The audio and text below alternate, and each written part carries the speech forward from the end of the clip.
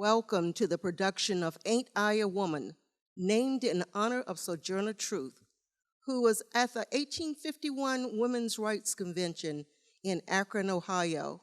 She delivered what is now recognized as one of the most famous abolitionist and women's rights speeches in American history, Ain't I a Woman? She continued to speak out for the rights of African American and women during and after the Civil War. She died in Battle Creek, Michigan in 1883. The following sketches about the bravery and power of Black women in the United States in education, the arts, and activism are given in honor of Miss Truth. We hope you will enjoy the performances. Ladies and gentlemen, welcome to the 1851 Women's Rights Convention. Excuse me. Oh, yes. Excuse me. My name is Sojourner Truth, and I have something to say. That man over there says that women should be helped into carriages, lifted over ditches, and to have the best place everywhere. Nobody has ever helped me into carriages or over mud puddles or gives me any best place. And ain't I a woman? Look at me. Look at my arms. I have plowed and planted and gathered into barns, and no man could head me. And ain't I a woman? I could work as hard as and eat as much as a man when I could get it, and bear the lash as well. And ain't I a woman? I have borne 13 children and seen most all sold off to slavery. And when I cried out in my mother's grief, none but Jesus heard me. And ain't I a woman? Then they talk about this thing in the head.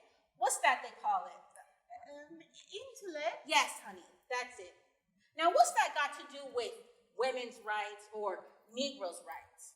If my cup won't hold but a quart, and yours holds an ounce, wouldn't you be mean not to let me have my little half measure full?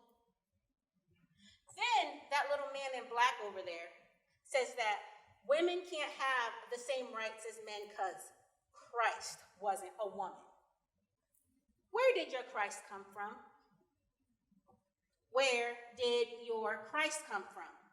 From God and a woman. Man had nothing to do with it. If the first woman God ever made was strong enough to turn this world upside down all alone, then these women here together ought to be able to turn it back and get it right side up again. And now they is asking to do it. These men better let them. Obliged to you for hearing me. Now, oh Sojourner, ain't got nothing left to say.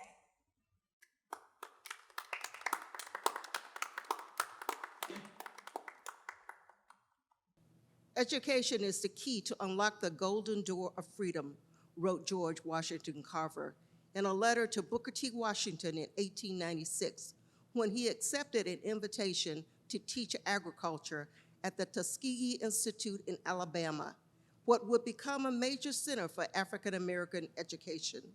It is a time and place where racial prejudice and discrimination were the norm.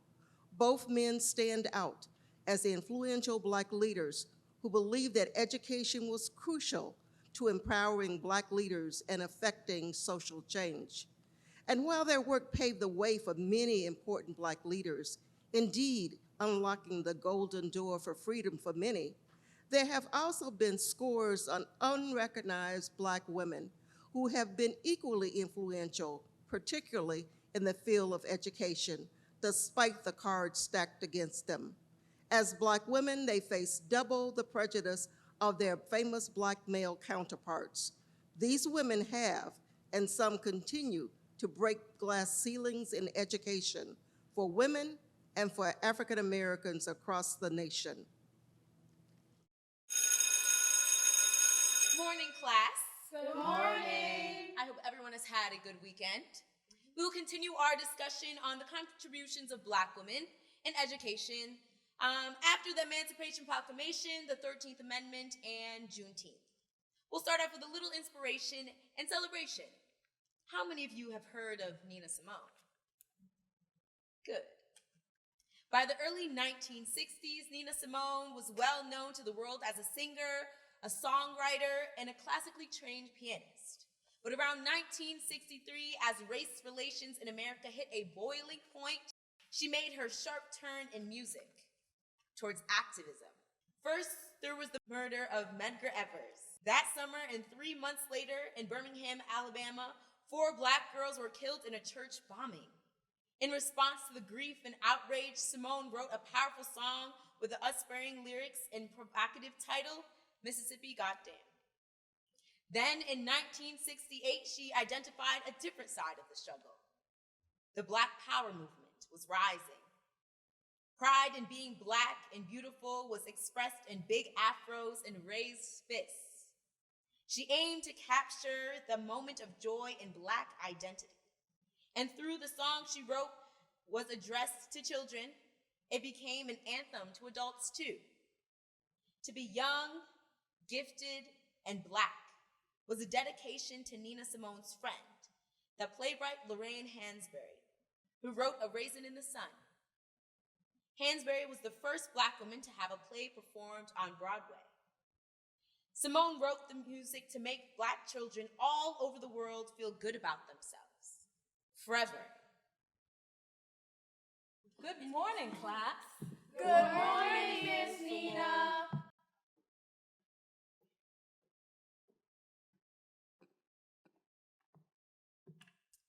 Well, as you know, my name is Nina Simone, and it's wonderful to see your beautiful, shining faces this morning.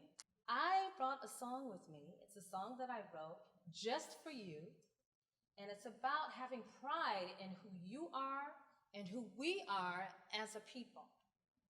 So I know you have lyrics. Would you please sing this song with me? Yes. Awesome. I also brought a pianist here in my stead.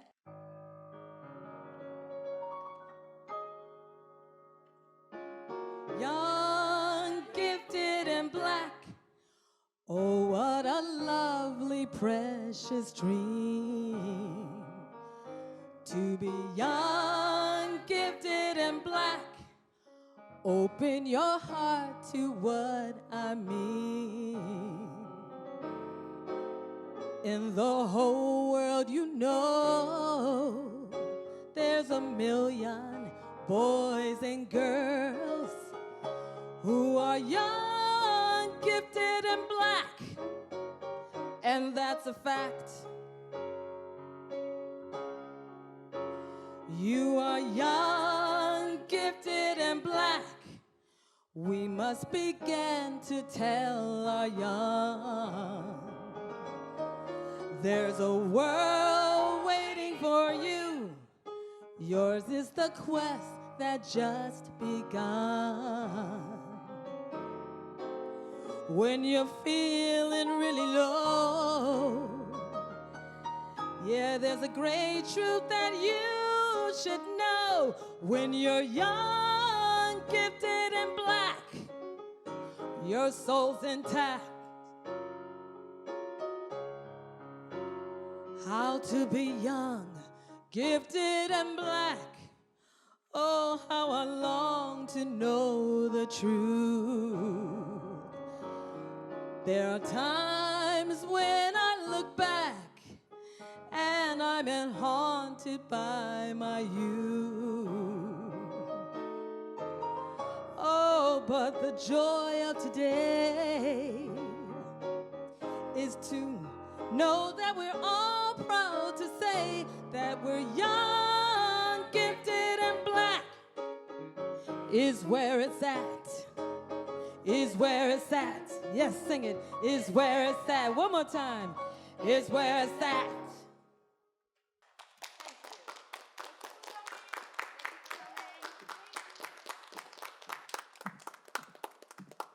What a treat to have Nina Simone in our very own classroom. Well, I hope everyone has completed their assignments. Who would like to present first?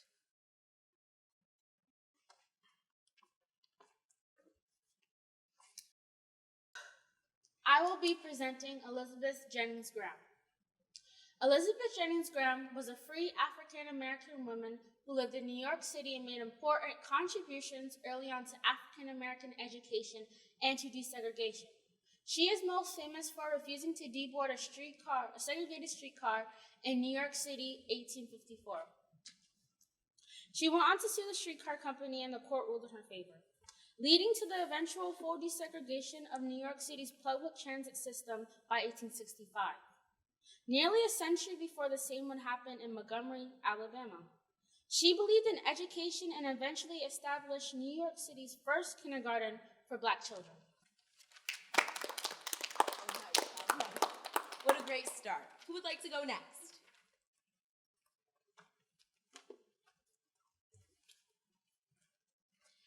Today I'll be presenting Dr. Martha Euphema Lofton Haynes. As the valedictorian of her high school, then Euphema Lofton began making her mark on education early. She went on to accomplish several firsts in education, including becoming the first African American woman to earn a PhD in mathematics in 1943. Haynes was the first woman and first African American to chair the D.C. School Board. In addition to her work in D.C. public schools, Haynes contributed to a higher education, establishing and chairing the mathematics department at Miners Teachers College and teaching part-time at Howard University.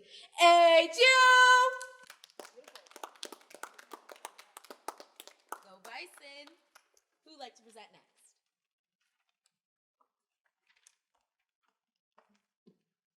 Dr. Sadie Tanner Mosel Alexander was the first African American woman in 1921 to earn her PhD at the University of Law School, Pennsylvania. She was also the national president of the Delta Sigma Theta sorority. That's what I want to pledge when I go to an HBCU to STEP.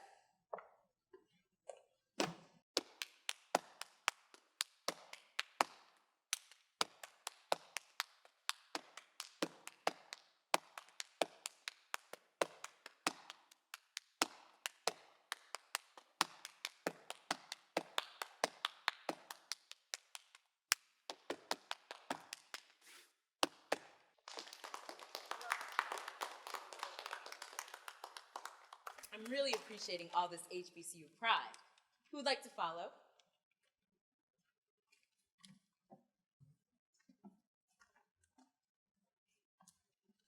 Today I'm presenting Dr. Melba Patillo Beals. Dr. Melba Patillo Beals was destined for the role she would play in desegregating Arkansas schools. In 1958, at the age of 16, Beals, along with 8 other young African American students who would later become known as the Little Rock Nine, became among the first African American students to attend Central High in Little Rock, Arkansas. At the high school, Beals, along with the other black students, faced daily harassment, including having acid thrown into her eyes in a white student's attempt to blind her. Beals now teaches journalism at a Dominican University of California.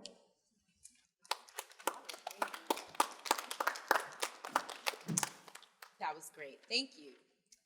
Any more students left to present?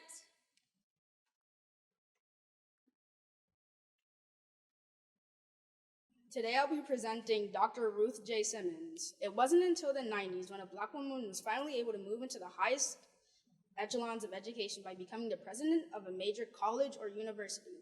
Ruth Simmons, who became the president of Smith College in 1995 and the first African American president of an Ivy League university when she accepted a position as president of Brown in 2001.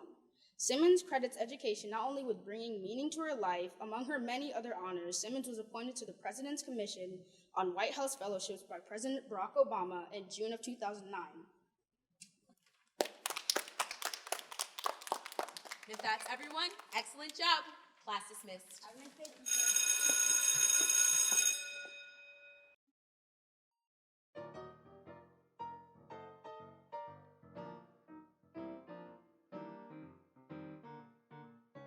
I wish I knew how it would feel to be free. I wish I could break all those chains holding me. And I wish I could say all the things that I should say. Say 'em loud, say 'em clear, for the whole round world to hear. I wish I could soar like a bird in the sky. How sweet it would be if I found I could fly. I'd soar to the sun and look down at the sea. Then I'd sing because I know, yeah, I sing because I know. Oh, I sing because I know how it feels, how it feels to be free, to be free.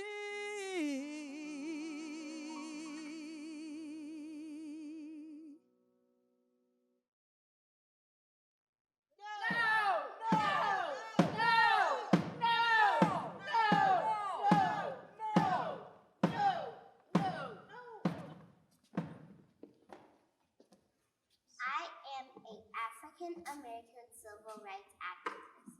I was the first African American to desegregate all white schools in Louisiana.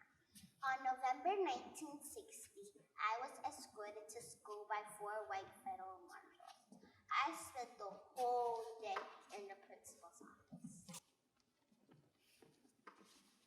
3 months before Ruby Bridges was born, the U.S. Supreme Court had issued its landmark Brown versus Board of Education ruling, outlawing segregation in schools nationwide. White families continued to disagree and protest the Supreme Court decision. Ardent segregationists withdrew their children from the school. Barbara Henry, a white Boston native, was the only teacher willing to teach Ruby, and all year she was a class of 1. Ruby ate lunch alone and sometimes played with her teacher at recess, but she never missed a day of school that year. In 1964, artist Norman Rockwell celebrated her courage with a painting of that first day entitled "The Problem We All Live With." Ms. Bridges became a lifelong activist for racial justice, and in 1999, she established the Ruby Bridges Foundation.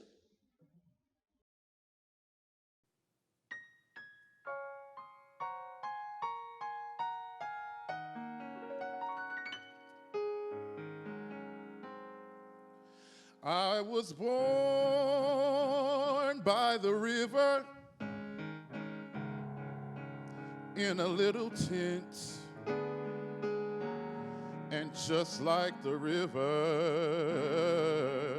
I've been running ever since. It's been a long time coming, but I know change gon' come. Oh, yes, it will. It's been too hard living, but I'm afraid to die, 'cause I don't know what's up there beyond the sky. It's been a long time coming, but I know change gon' come. Yes, it will. I go to the movie and I go downtown. Somebody keep telling me, don't hang around. It's been a long time coming, but I know change gon' come. Oh, yes, it will. Then I go to my brother and I say, brother, help me please. But he winds up knocking me back down on my knees.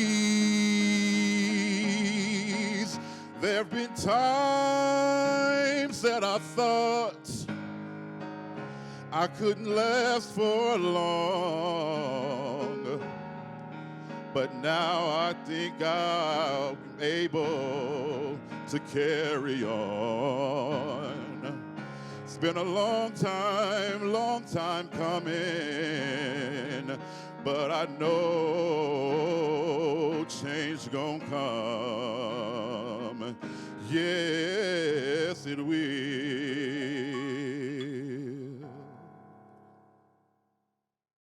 Another brave woman from this period is Claudette Colvin.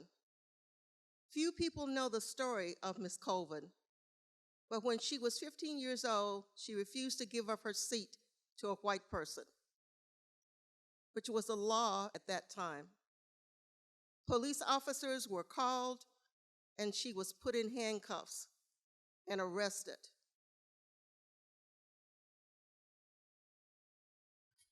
All I know is I wasn't going down without a fight. Most people know about Rosa Parks and the Montgomery, Alabama bus boycott that began in 1955, but few know that there were a number of women who refused to give up their seats on the same bus system. Most of the women were quietly fined and no one heard much more, but Colvin was the first to really challenge the law. She said in her biography, it was Negro History Month, and in her segregated school, they had been studying Black leaders like Harriet Tubman, who led more than 300 slaves to freedom through the network of safe houses known as the Underground Railroad. She was big and brown and built high off the ground, a hell of a woman, men called her, but most women said she was rough. And while there were other blues singers in the first half of the 20th century, some who shared her surname, none could be mistaken for Bessie Smith, not Mamie Smith or Clara or Trixie or Ruby or Laura. None of the others could sing with her combination of field holler and jazz-age sophistication. None could throw her voice from the stage without a microphone and make a balcony seat feel like the front row. None made such an artistic impression on her contemporaries in jazz or her disciples in rock and roll. That's because she was the empress of the blues. And empress is by definition a solo gig. Smith's version of Downhearted Blues sold a reported 780,000 copies in 1923, a minor miracle for a song that had already hit nationwide for a variety of different artists. Over the next 4 years, her sales reached 6 million. The blues made Bessie Smith the highest paid Black entertainer of her era. Ladies and gentlemen, Miss Bessie Smith, the Empress of the Blues.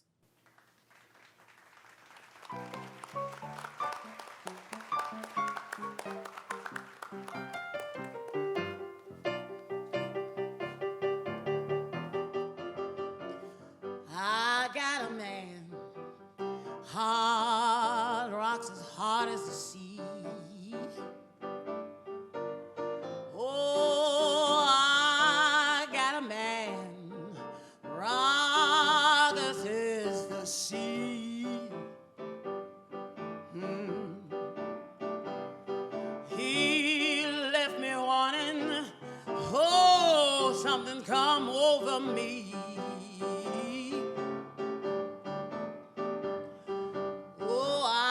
To see that evening sun go down.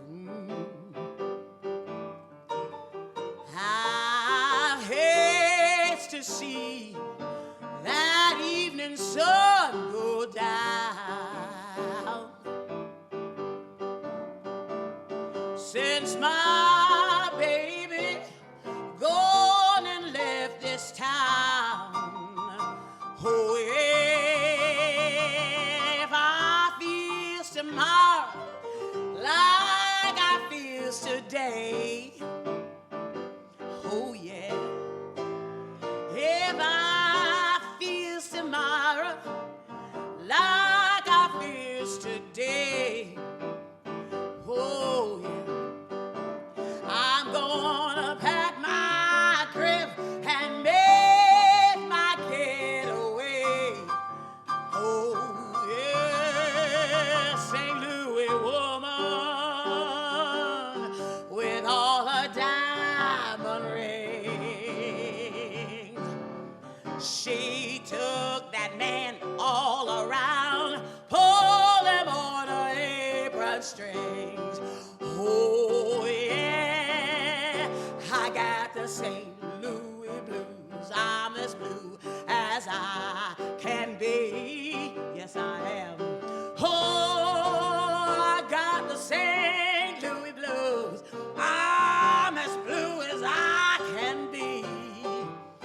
Oh yeah, gonna pack my bags, take me out to sea. Oh yeah.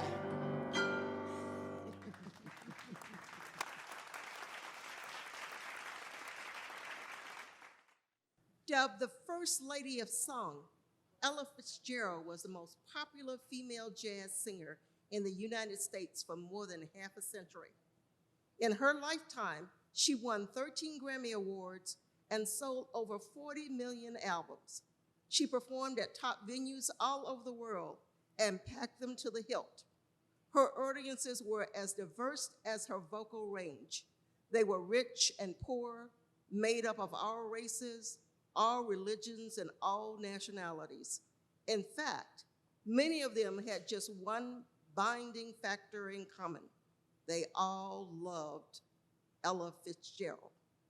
By the 1990s, Ella had recorded over 200 albums.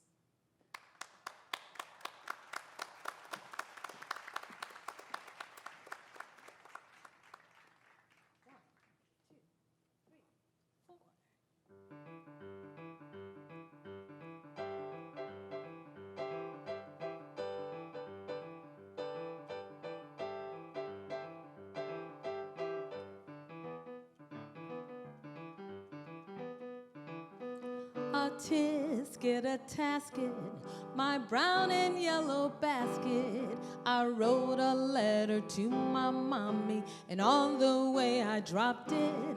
I dropped it, I dropped it, my little yellow basket.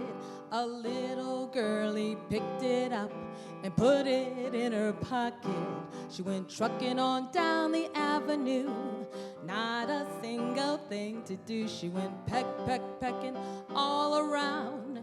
When she spied it on the ground, she took it, my little yellow basket. And if she doesn't bring it back, I think that I will die.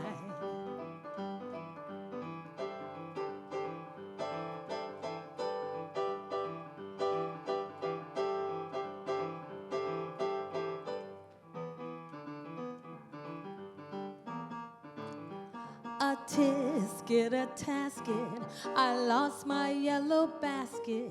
And if that girlie brings it back, I don't know what I'll do. Oh dear, I wonder where that basket can be. So do we, so do we, so do we, so do we, so do we. Oh gee, I wish that little girl I could see. So do we, so do we, so do we, so do we, so do we. Oh, why was I so careless with that basket of mine? That itty bitty basket was the joy of mine. A tisket, a tasket, I lost my yellow basket. Won't someone help me find my basket and make me happy again, again? Was it red? No, no, no, no. Was it green? No, no, no, no. Was it blue? No, no, no, no. Just a little yellow basket. My little yellow basket.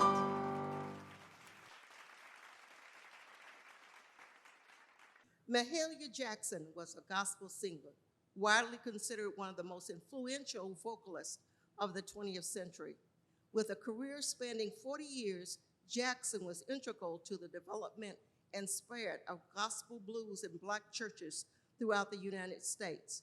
During a time when racial segregation was pervasive in American society, she met considerable and unexpected success in a recording career, selling an estimated 22 million records and performing in front of integrated and secular audiences in concert halls around the world.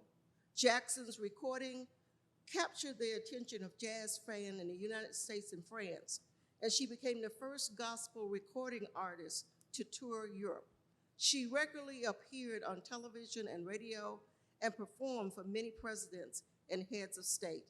Motivated by her experiences living and touring in the South and integrating a Chicago neighborhood, she participated in the civil rights movement, singing for fundraisers and at the March on Washington for Jobs and Freedom in 1963, where she prompted Dr. King, stating, "Tell them about the dream, Martin."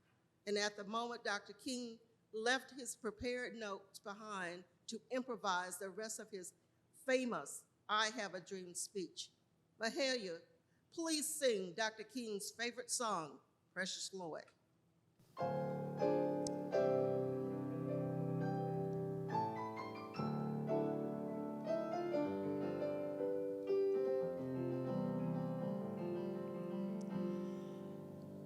Precious Lord, take my hand, lead me on, let me stand. I am tired, I am weak, I am worn through the storm, through the night. Lead me on through the light. Precious Lord, take my hand and lead me home. When the shadows appear and the night draws near and the day is past and gone. At the river I stand, guide my feet, hold my hand. Precious Lord, take my hand and lead me home.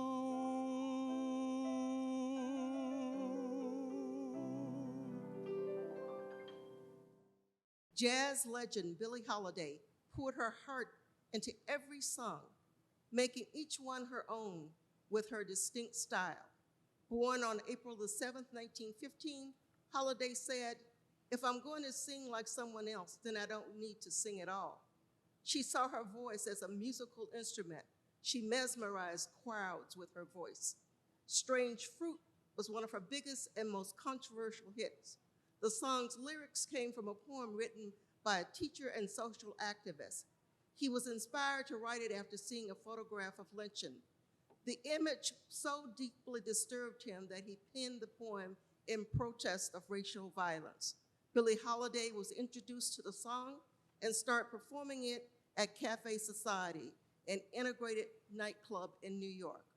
Columbia, her record label at the time, didn't want her to record the song at first because of its controversy. Holiday ended up releasing the song on the Commodore label in 1939. and it went on to sell 1 million copies. Ladies and gentlemen, Club Society presents Miss Billie Holiday.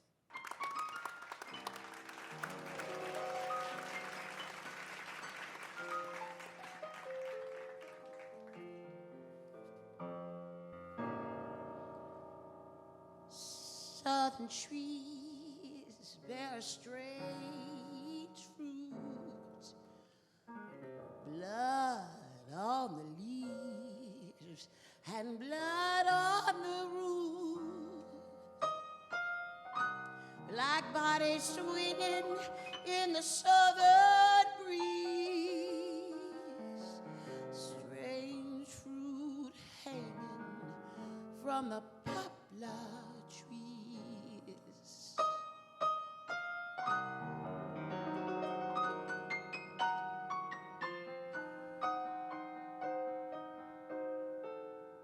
Pastoral scenes of the gallant South, the bulging eyes and the twisted mouth, scent of magnolias, sweet and fresh, then the burning smell of burning flesh. This is the fruit for the crows to pluck, for the rain to gather, for the wind to stalk. This is the fruit for the dawn to draw. This is a strange and bitter crop.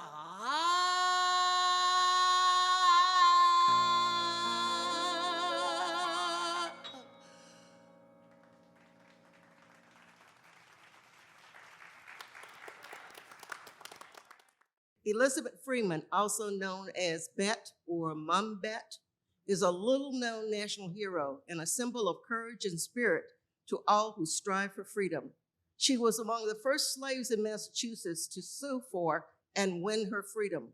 Born into slavery in 1742, she was given to the Ashley family of Sheffield, Massachusetts. In 1780, Mrs. Ashley attempted to strike a child with a heated shovel, but Bet shielded the child, receiving a deep wound in her arm, and in the process, Bet left this wound uncovered as it healed, as an evidence of her harsh treatment. Soon after the Revolutionary War, Bet heard these words read aloud in the Ashley's home.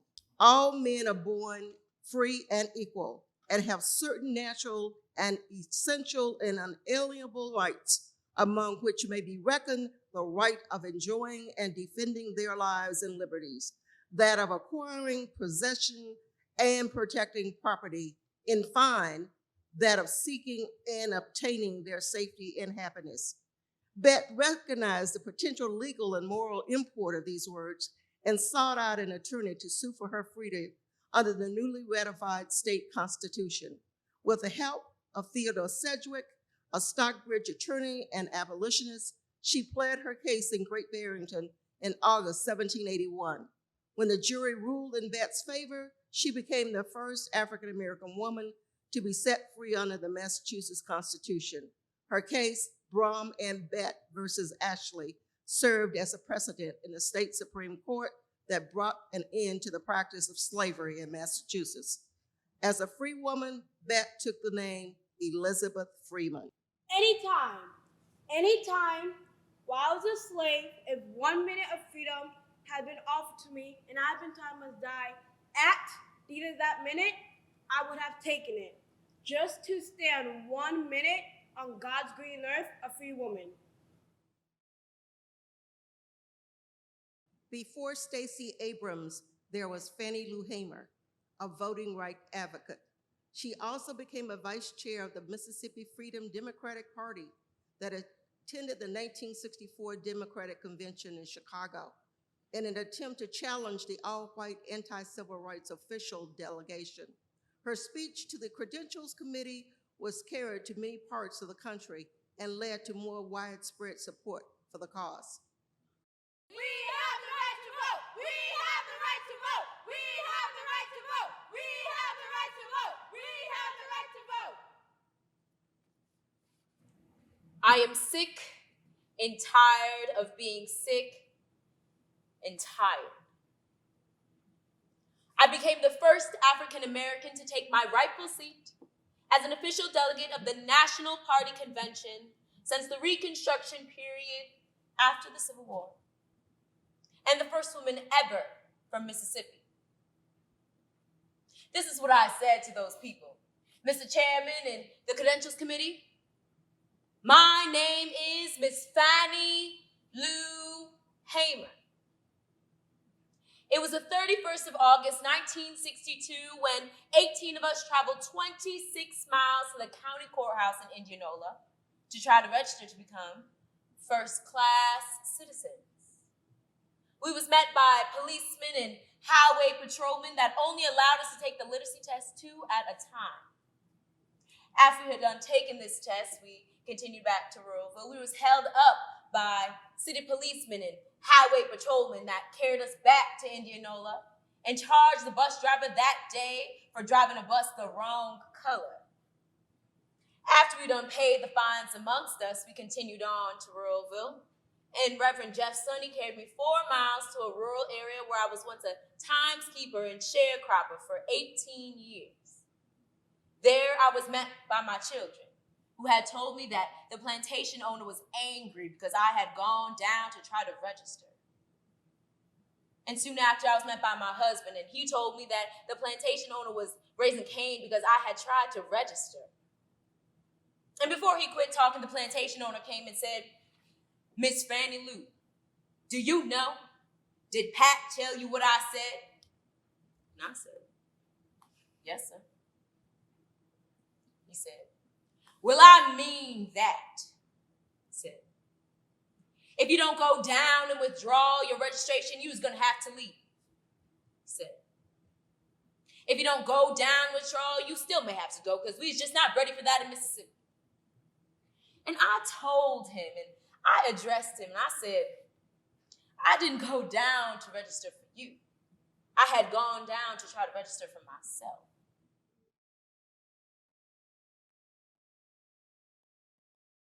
Catherine Dunham was born June the 22nd, 1909, to an African-American father and French-Canadian mother.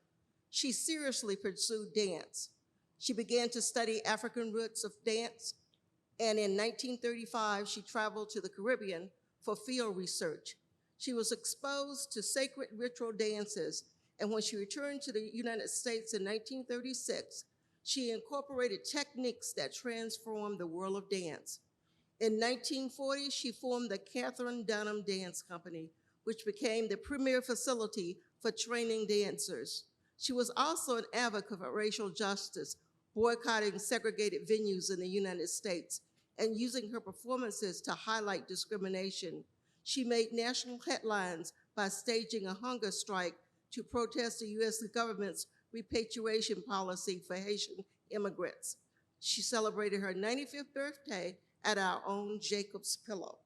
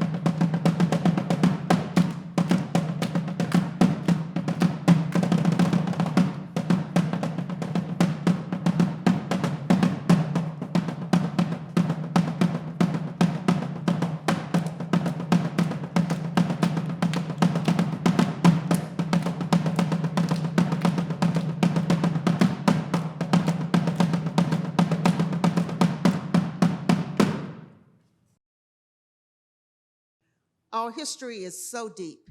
This is just a tip of the iceberg. Thank you for coming on this journey with us and helping us pay tribute to our unsung women who found the strength to persevere and endure in spite of overwhelming obstacles. Inspired by their stories, may we continue to demand the freedom that we so desperately seek. Thank you and good evening.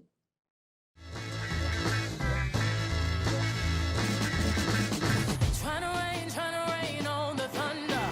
Tell a storm I'm new. I'ma walk, I'ma march on the regular. Painted white flags blue. Lord, forgive me, I've been running blind in truth. I'ma rain on this bitter love. Tell the sweet I'm new. I'm telling these tears go and fall away, fall away. Oh, may the last one burn into flames. Freedom, freedom, I can't move. Freedom, cut me loose. Yeah. Freedom, freedom, where are you? 'Cause I need freedom too. I break chains all by myself. Won't let my freedom rot in hell. Hey, I'ma keep on running 'cause the winner don't quit on themselves.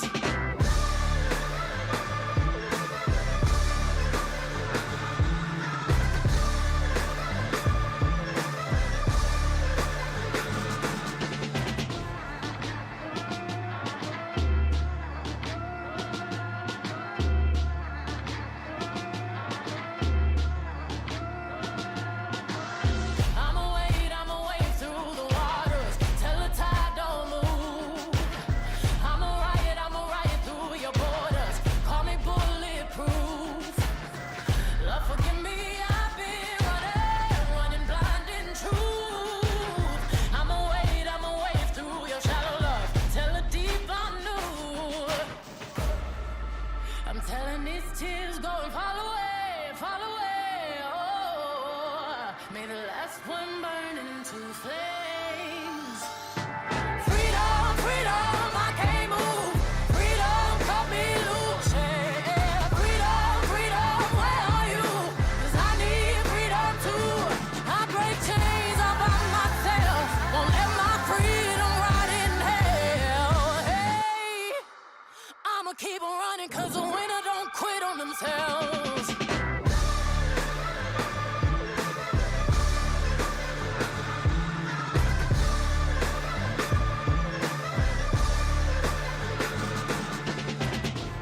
Ten Hail Marys, I meditate for practice. Channel 9 News tell me I'm moving backwards. 8 blacks left, death is around the corner. 7 misleading statements about my persona. 6 headlights waving in my direction. Come on. 5-0 asking me what's in my possession. Yeah, I